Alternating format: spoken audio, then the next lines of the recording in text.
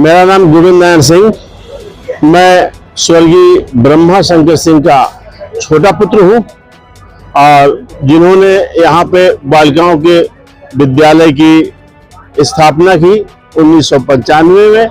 लड़कियों के लिए यहाँ पे विद्यालय नहीं था, उसी से वो आगे बढ़ते हुए आज शिक्षा में अनेकों पाठ्यक्रम का संचालन कर रहा है। अनेकों कॉलेज यहाँ चल रहे हैं, फार्मेसी, पॉलिटेक्निक, ITI और आयुर्वेदिक, होम्योपैथिक कई प्रकार के कॉलेजों की शिक्षा दी जाती है। और मेरी माताजी, जिनका कि अभी 5 अगस्त को स्वर्गवास हो गया था, उनकी श्राद्ध के कार्यक्रम में आप सभी लोग आमंत्रित हैं। मैं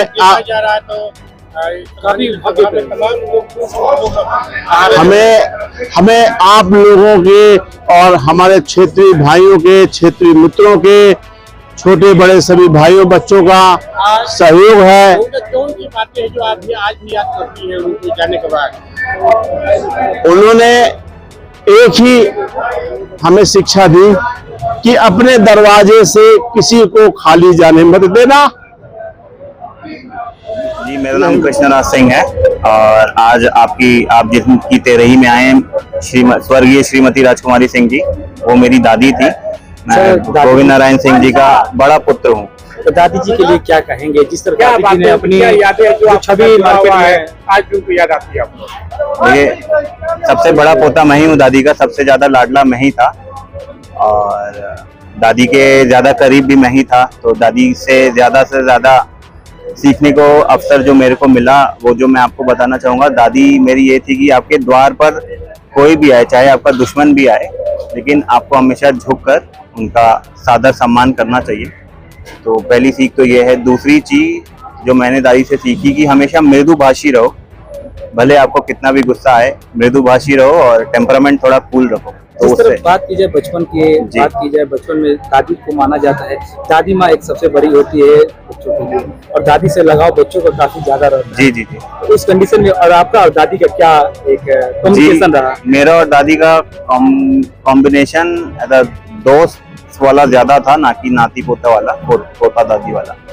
तो दादी के साथ हम क्लोज भी थे और सबसे सौभाग्यशाली हम इसलिए कहेंगे अपने आप को, क्योंकि जब कोरोना काल में जब कोरोना काल आया तो उस टाइम मैं कॉलेज में ही था और उसी टाइम मेरी नौकरी लगी। तो कोरोना काल के पूरे टाइम 2.5-3 साल में घर पे ही रहा, दादी के साथ ही ज्यादा से ज्यादा समय बिताया। तो दादी के साथ लूडो खेलना, कैरम खेलना, उसमें थोड़ी सी चीटिंग कर देना, तो दादी का गुस्सा हो जाना, वो सब चीजें आज भी याद आती हैं। तो यही सब। मेरा नाम ऋषिराज सिंह है और हमारी पढ़ाई दिल्ली विश्वविद्यालय से पूर्ण हुई है। मैं बलिया सुल्तानीपुर रसड़ा के रहने वाला हूँ।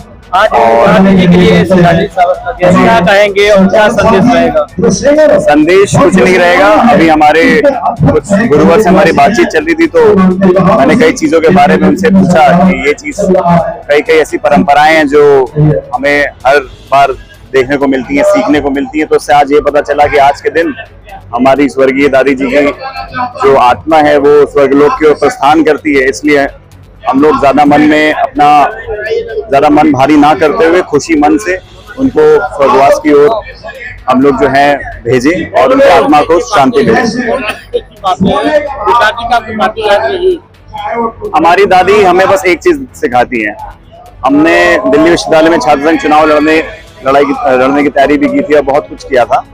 तो उस समय हमें अभी भी याद है, हमारी दादी काफी बीमार थी और किसी कारणवश मैं जिस संगठन से था उससे थोड़ा ऊंच नीच हो गई थी और हमें छात्र संघ चुनाव में आखिरी पड़ाव पे आने के बाद ऐसा लगता है कि अब तो लड़ना ही है।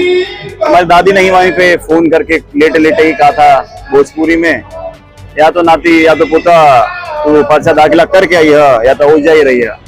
तो जैसे हम लोग बागी बलिया से, हम सब जानते, पूरा देश पूरा विदेश सब पूरी दुनिया जानती है कि हमारे जिले के आगे नाम बागी लगता है।